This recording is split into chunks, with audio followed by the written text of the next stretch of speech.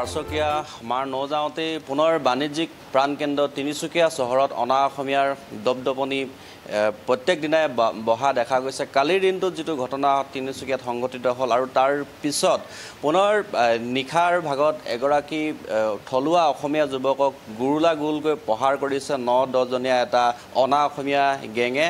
আৰু এই গেংটোত যিগৰাকী থলুৱা যুৱক পহিত হ'ল সেই যুৱকগৰাকীৰ নাম হৈছে ৰিদীপ ডেকা। আৰু বৰ্তমান এই সময়ত মই ৰিদীপ ডেকাৰ ওচৰত আহি উপস্থিত হৈছোহি। এক কথাত ক'বলৈ গ'লে উপৰ্যুপৰি তেখেতক গুৰুলাগুলকৈ প্ৰহাৰ কৰিছিল নিশাৰ ভাগত। ঘটনাটো এনেকুৱা আছিল যে পথত যেহেতু গাড়ী ৰখাই তেওঁলোকে আড্ডা পিটি আছিল আৰু তেওঁলোকক ৰাস্তাৰ পথ এৰি দিবলৈ কোৱাৰ কাৰণেই ভুল হৈ গ'ল এই যুৱকজনৰ কাৰণে। তেখেতক গুৰুলাগুলকৈ কোনো কথা নাই বতৰা নাই, তেখেতক প্ৰহাৰ কৰিছে। আৰু এই ঘটনা এতিয়া সমগ্ৰ তিনিচুকীয়াত যথেষ্ট প্ৰতিক্ৰিয়া সৃষ্টি কৰিছে। আৰু এই মুহূৰ্তত যিহেতু যুৱকজন মোৰ সৈতে উপস্থিত আছে, মই অকণমান কথা পাতিব বিচাৰিছোঁ যে নিশা যিটো ঘটনা সংঘটিত হ'ল আপোনাৰ লগত, মই অকণমান ঘটনাটোৰ বিষয়ে জানিব বিচাৰিছোঁ, কি হৈছিল প্ৰকৃততে? মানে কথাটো এনেকুৱা হ'ল, মানে মোৰ লগৰ ল'ৰা মাক ঢুকালে। ঢুকোৱাৰ পিছত তাৰপিছত শ্মশানত বা যেতিয়া ৰাতি আহিওঁ, মানে যিহেতু মই ভিতৰত সোমাব নোৱাৰোঁ, মানে মোৰ বিয়া পতা 1 বছৰ হোৱা নাই, সেইটো কাৰণে আমি বাহিৰত আছিলোঁ। তাৰপিছত যেতিয়া শ্মশানৰ পৰা জ্বলোৱা হ'ল একেলগে আহিলোঁ। অহাৰ পিছত তেখেতৰ ঘৰৰ টাৰ্ণিংটো মানে সৰু হয়, মই বাইকটো ইটো ছাইডত আৰু তাৰ গাড়ীখন মাজত, আৰু সেইটো ছাইডৰ পৰা মানে এখন বাইক আহি আছিলে আৰু জাম হৈ গ'ল। তেতিয়া মই এনেকৈ ক'লোঁ যে তই বুলি ক'লোঁ, তোৰ গাড়ীখন আগত লৈ যাওঁ। তেতিয়া সি মানে মোক ক'লে, কোন হয় তই, মোক তই ক'বলৈ। মই বোলো তই বুলি কৈছোঁ, বেলেগতো একো কোৱা নাই নহয়, তই বুলিহে কৈছোঁ, গাড়ীখন আগত লৈ যা। সেই বুলি সি গৈ পিনে মই আৰু নাজানো তাৰ ঘৰৰ ওচৰতে নেকি, সেই বুলি ঘৰত নে কাৰ কি ঘৰ মই সিমান গম নাপাওঁ। এই মুঠতে গাড়ীখন থয়, সেই বুলি 5-6টা ল'ৰা সেনেকৈ আহিলে, 6-7টা 5-6টা মানে বেছিও হ'ব। প্ৰথমতে সেনেকৈ আহিলে, আহি মোক ঢাকা দিলে। তাৰপিছত ঢাকা দিয়াৰ পিছত মোক বোলে কি হ'ল, দম দিছ নেকি?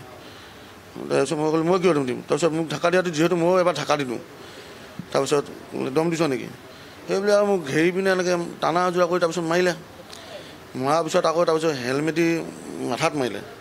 হেলমেট দি মাথাত মৰাৰ পিছত যিহেতু প্ৰথমকৈ মোক গম পোৱা নাই, তাৰপিছত মোৰ পূৰা ব্লাডিং হৈ গ'ল।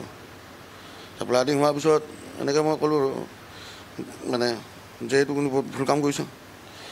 তাৰপিছত কৈছে ইয়াতে ৰখি থাক বোলে, পুলিচ আহি আছে, পুলিচ মাতিছোঁ। বোলো ঠিক আছে, মাতা পুলিচ। সিহঁতে আপোনাক মাৰি আকৌ সিহঁতে পুলিচ মাতিছে আৰু মই তাতে ৰখি আছোঁ। তাৰপিছত পুলিচবিধ আহিলে, আহি তাৰপিছত গাড়ীত লৈ গ'ল, লৈ যায়। তাৰপিছত আকৌ চিভিলত লৈ আহি মোক চিলাই পৰিলে। চিলাই কেইটা পৰিছে? চিলাই 7-8টামান পৰিলে, 7-8টামান পৰিছে। তাৰপিছত সেই ইমানটোৱে ঘটনা? তেতিয়া নাহিবলৈ আপোনাৰ 11:30 ওপৰ, 11:30, 11:40 মান হ'ব। আপুনি FIR দিছে পুলিচক? FIR দিছে পুলিচক? FIR দিয়া আছিল নেকি? FIR দিয়া গৈছিলে, FIR দিয়া হৈছে। এতিয়া আজি আকৌ মাতিছে, কি হয় আছে। আপুনি আৰু এই যিটো গেঙে আপোনাক মাৰিলে, আপোনাক প্ৰহাৰ কৰিলে, কাৰোবাক চিনি পায় নেকি আপোনাক? এতিয়া মই গেম বুলিও সেনেকৈ যিহেতু নকওঁ, কাৰণ মোৰ নিজৰ লগৰো আছে, মোৰ বিহাৰ সম্প্ৰদায়ৰ লগৰো আছে, অসমীয়া ল'ৰাটো আছেই, আৰু মোৰ লগত বেংগলী ল'ৰা আছে। মই সকলো লগত মিলা মিলি থাকোঁ। এতিয়া মই যিহেতু সেইটো ডাইৰেক্ট গেম বুলিও নকওঁ, কিন্তু কি কাৰণে মোক হঠাৎ এনেকৈ মাৰিলে সেইটো মই নিজে বুজি নাপালোঁ। আপুনি কাৰোবাক চিনি পায় তাতে সেনেকৈ স্পষ্ট কাকো চিনি নাপাওঁ। তাতে মোৰ লগৰ ল'ৰাটোৱে ঘৰত আছিলে, যাৰ মাক ঢুকালে, তেখেতে তাকেই চিনি পাওঁ, আৰু কাকো সেনেকৈ মানে চিনি পোৱা নাযায়।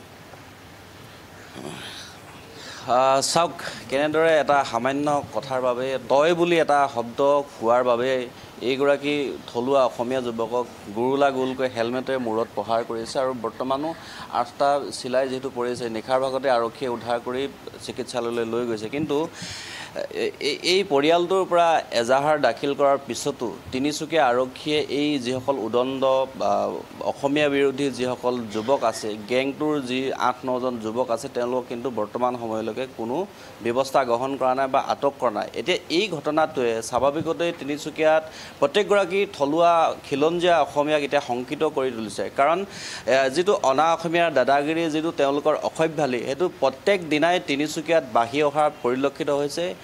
দৈনন্দিনভাৱে ক'ৰবাত নহয় ক'ৰবাত তিনিচুকীয়া কোনোবা এটা প্ৰান্তত নহয় প্ৰান্তত এনেকুৱা ঘটনা সংঘটিত হৈ আছে। কোনোবা যুৱকক কেতিয়াবা প্ৰহাৰ কৰে, কোনোবা বোকাত বাগৰাই প্ৰহাৰ কৰে। এই ঘটনাবিলাক আচলতে হৈ আছে। তাৰপিছতো কিন্তু এই যি অনা অসমীয়া সমাজখনে এটা বিগ বাষ্প সিঁচিবৰ কাৰণে তেওঁলোকে অহৰহ প্ৰচেষ্টা অব্যাহত ৰাখে তিনিচুকীয়াত।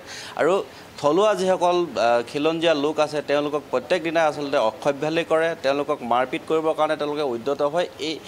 এই যিটো প্ৰক্ৰিয়া, এই প্ৰক্ৰিয়াটো কেতিয়া অৱসান ঘটিব আচলতে। আৰু এটা কথা ক'বলৈ গ'লে যে তিনিচুকীয়া জিলা প্ৰশাসন হওক বা তিনিচুকীয়া আৰক্ষী প্ৰশাসনৰ সোপাঢোলা নীতিৰ বাবে এইবোৰ ঘটনা দৈনন্দিনভাৱে তিনিচুকীয়াত সংঘটিত হৈ আহিছে।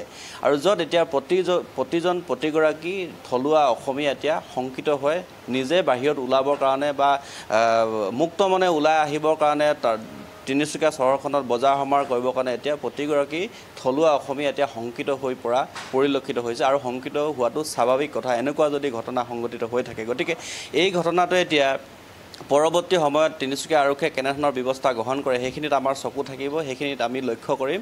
আৰু ইয়াৰ পিছতে বিভিন্ন দল সংগঠনে এই ঘটনাটোক লৈ আজি কেনেকুৱা ধৰণৰ কাৰ্যসূচী গ্ৰহণ কৰে সেয়া পৰৱৰ্তী সময়ত লক্ষণীয় হ'ব। এই মুহূৰ্তত যিহেতু আমাৰ কেইবাগৰাকীও দল সংগঠনৰ নেতাই এই ঘটনাটোক ধিক্কাৰ দি আমালৈ এই মুহূৰ্তত ফোন কৰিছে। গতিকে সেইখিনি পৰৱৰ্তী সময়ত আমাৰ দৰ্শকসকলক আমি জনাই যাম। কিন্তু এনেকুৱা ধৰণৰ ঘটনা বা এনেকুৱা যি অত্যাচাৰ এয়া কিন্তু যাতে শেষ হওক বা এই ঘটনাক সকলোৱে নিন্দা কৰাটো আজিৰ তাৰিখত উচিত বুলি এইখিনি মুহূৰ্তত আমি ক'ব খোজোঁ।